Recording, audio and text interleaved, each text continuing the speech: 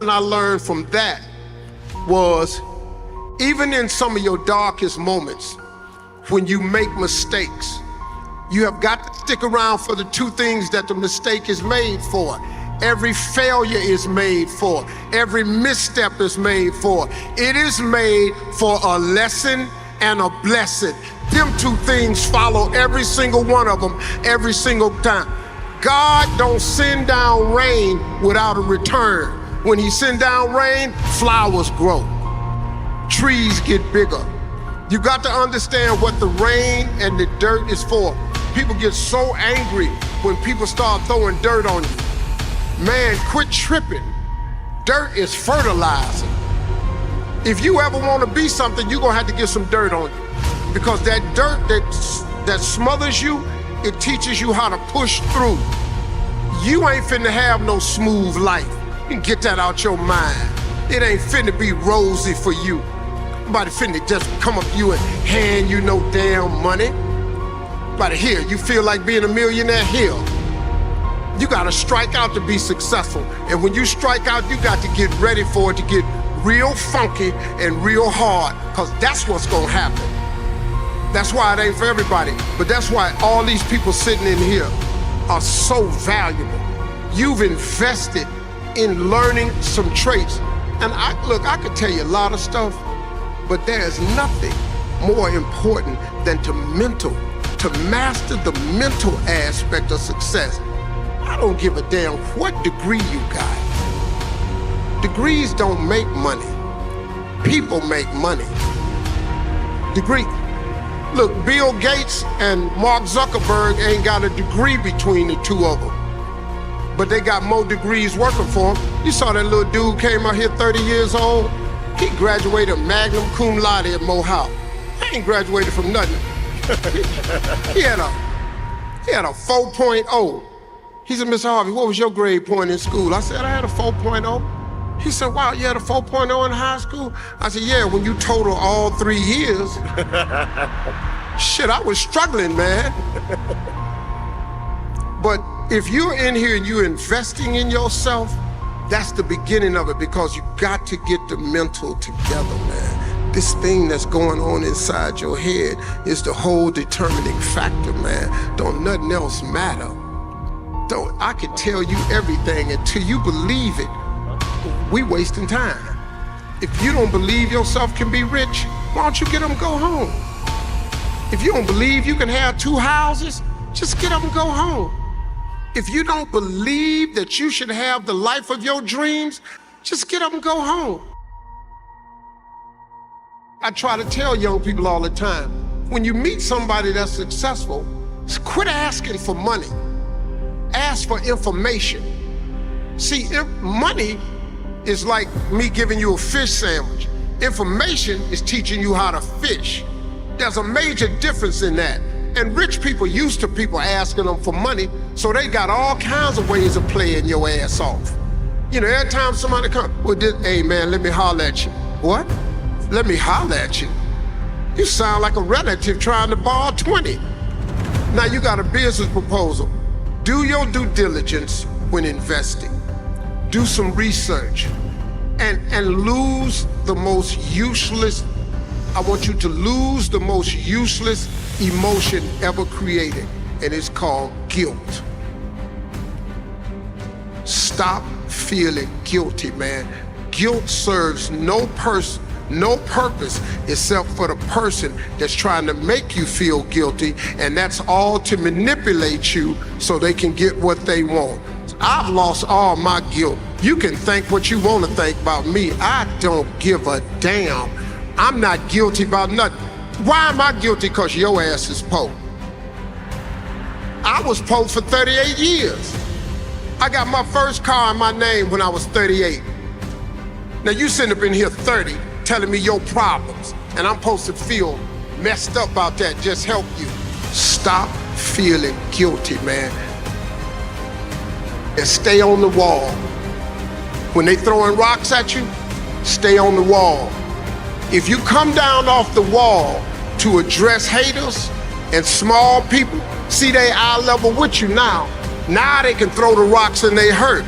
But if you just stay on the wall, What can they do? And you gotta understand some young people about haters. Haters are not decision makers, power brokers, or shakers and movers. They have no determining factor on your life, where you headed, or what God planned for you. Stop giving haters power. Don't even talk to their ass. I don't give it. Look, man, I'm 65. I don't give a damn what you say about me. You're not stopping nothing. Look, what God has for you, it is yours. All God's plans for you, his purpose, if you just open up yourself to him, he gonna make all of them come true. But if you stop and keep addressing haters, you will never be open to your purpose and your mission in life. So my directive is to stay on the wall. When they attack me for whatever, I stay on the wall. Because they do it all the time, man. Especially people I thought I was cool with, other celebrities. You know, they got little stuff to say. But then I look at their career, and they have time to say little stuff. They have time. See, let me tell you something, man. People that's busy, they ain't got time. Denzel ain't got time to talk about me. Magic Johnson ain't got time to talk about me. Tyler Perry ain't got time to talk about me. Because they building their empire. Man, let me tell you something, man. One time I was finna respond to something on the blog. Tyler Perry called me and said, hey, man, what you getting ready to do? I said, I'm going on CNN with Anderson Cooper, and I'm gonna straighten this whole thing out in them blogs. He said, no, you're not. He said, you know why? He said, listen to me, Steve. When they talk about you, it's a blog. If you open your mouth, it's a press conference. You got to know who you are. So I say to all people out there, know who you are and know where God taking you. Get up on the wall and stay there. Here's what happens. Because of Instagram now and social media, you see these highlight reels of each other, and you see a person showing their best bag, their best shoe, their best pose, and it's usually on their best filter. What I wish the younger generation would pick up is the work ethic that actually has to happen. See, the key to being successful is planting. You've got to plant. Now, when you plant seeds, young people, you can't expect a harvest in 30 days. The harvest don't come in 30 days. You got to plant your seed, and sometimes the harvest don't come for years. Everything is not instant. So here's what I do. I get a row and I drop seeds in the ground. Then I go back and I cover them up with dirt, because the dirt, you need the dirt. Then once I cover it up, I dig another row and I plant some more seeds. I got about 10 rows planted. I look back at the first row and it's starting to sprout. Some stuff starting to come out the ground. I don't go back to that first row and just start eating, because it ain't really bearing no fruit right now. You can't eat the stalks and the leaves. You gotta wait till it bears fruit. In the meantime, you got to keep planting.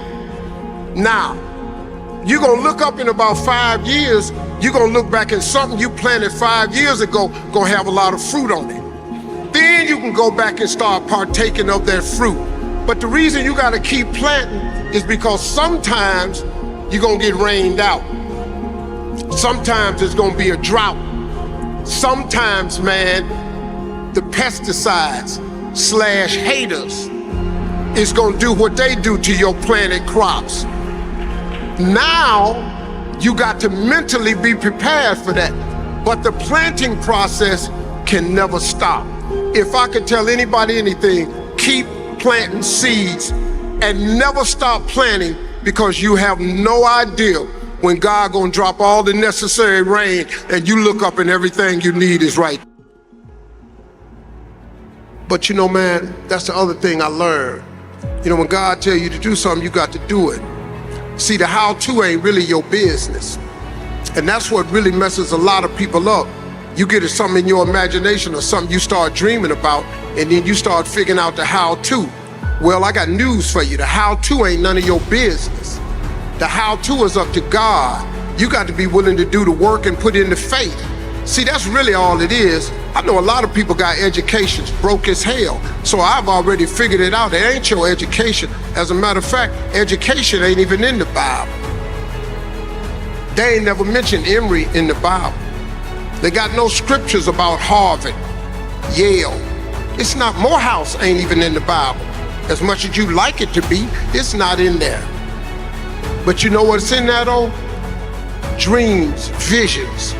A man without a dream or a vision shall perish. It don't say a man without education will perish.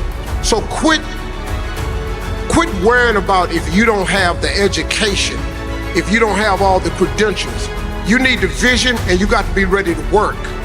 And look, man, when God puts something in your imagination, when he put it in your heart, you got to go for it.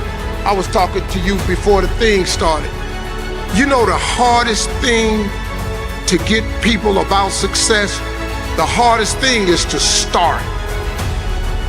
Start, man. Most people are frozen with fear and you frozen with the how-to. You can't figure out how to make $1 million, so you never start. You ain't got to know how to make $1 million. Who told you that? You got to start, man. You got to take a leap of faith. Quit tripping yourself out of the blessing because you worried about the how-to. God ain't nowhere in the Bible told you to figure it out. He said, ask, believe, receive. Then he said, faith without works is dead. You ain't got to know the whole Bible. I don't know but 6 scriptures. I think I done all 6 of them already. That's all you got to know, man. You getting tricked. Got these people thinking you got to be saved at this church. You got to speak in tongues at that church. You got to be over here doing it at this way. That's not true.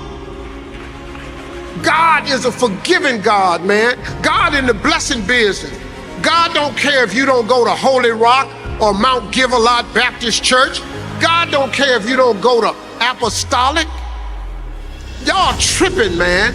And you missing out on blessings, man, because you are worried about the how-to. When you gonna start? Yeah, but I'm trying to line all my ducks up. You're not finna get them lined up. I need some money. You don't have no money.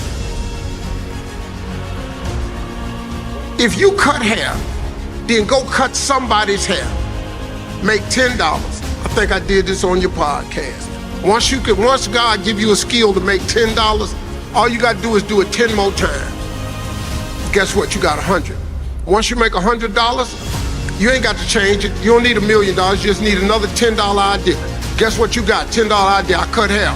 Boom, cut 10 more hairs, $1,000. Do it 10 more times, you got $10,000. Whatever you did to make $10,000, I got news for you. This is the hard part. You got to do that 10 more times. If you do that 10 more times, you now have $100,000. Now here come the hard part. Whatever you did to make the $100,000, here's the secret. You got to do that 10 more times. Congratulations, you are now a millionaire with a $10 idea, because all you can do is cut hair. If you bake pie, bake pie. If you fry chicken better than anybody else, why ain't your ass out there frying chicken? If you draw better than anybody else, why ain't you drawing, selling your art?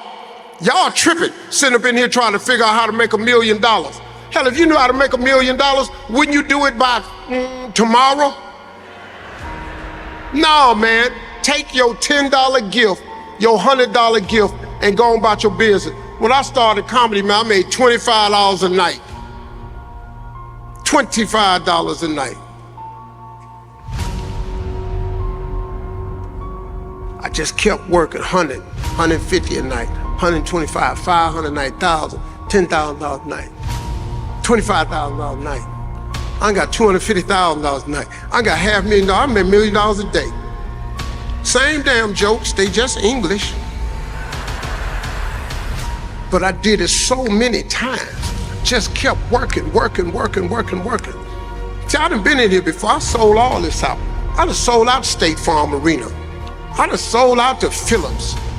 Hell, me and the Kings, we sold out the Georgia Dome. I'm used to big ass crowds.